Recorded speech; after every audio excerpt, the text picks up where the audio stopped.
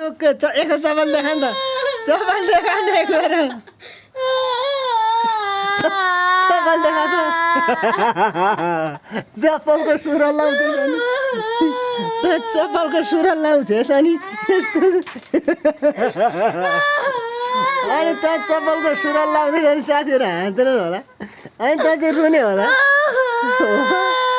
भन भन ओहो यस्तो यस्तो कमेडीहरू चाहिँ धेरै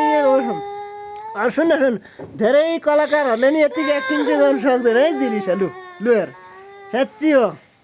माई नेम इज दिलिसा गिरी गाइजहरू भन् यसको भला गएर तँलाई चाहिँ कसम त तेरो 20-25 हजार रुपियाँ त यही भिडियोबाट फाल्छ है ल हेर्छ है ल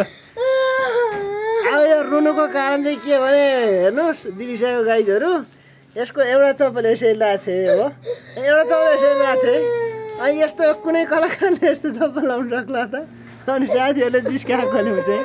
रुया हो रुनु पनि यस्तो गरेर फेरि